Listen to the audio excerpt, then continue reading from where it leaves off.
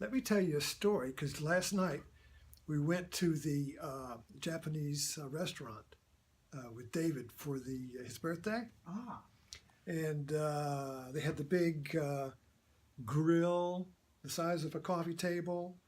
And we all ordered the hibachi, so they had to come and cook it, and the guy came with a hat.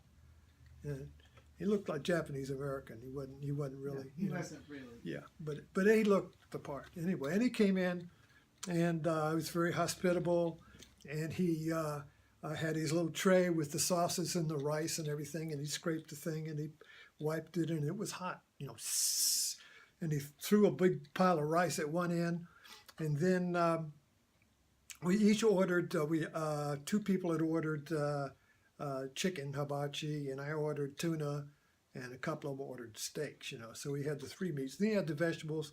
Threw the vegetables down there and chop, chop, chop, and then he did the rice, and he dropped an egg on the knife, and split the egg and spread it out. And his movements were so deft. Uh-huh.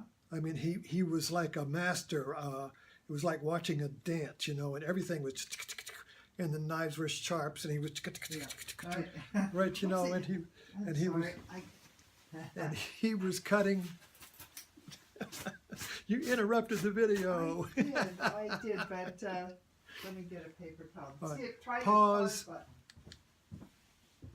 I need more coffee. Okay, we're back. You spilled the coffee, it's wiped up, we're good to go. So anyway, I was thinking about this today, but I mean, you go there to get the food, but what you really go there for is to watch the body performance of the cook who doesn't make any mistakes. He's chopping and doing this and flipping stuff and throwing it around and sizzling it and saucing it and slicing onions into a little Mount Fuji. And then he pours some stuff in the middle of it and it goes vroom like that, and then he pours something else and it vomits lava out at the top of the onion and everybody goes, ooh, So it's just a fantastic show. And then you get to eat, but that's really I realize that's secondary. What you really came to watch was the art of the deft body movements, that there is no doubt in his movements. He doesn't spill the coffee. He doesn't cut his finger. He doesn't say, oh, I shouldn't have put that over there. It's just perfect. No do-overs. No do-overs, no hesitation, no doubt, no thinking. It's just like he's just action. And so the grill becomes an altar. And in a way, this is like the Eucharist.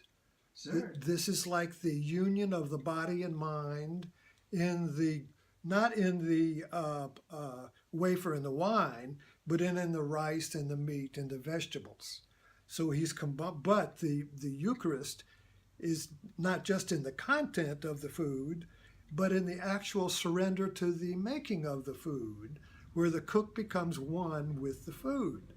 And the grill then becomes the altar for this mass. You see? Yeah.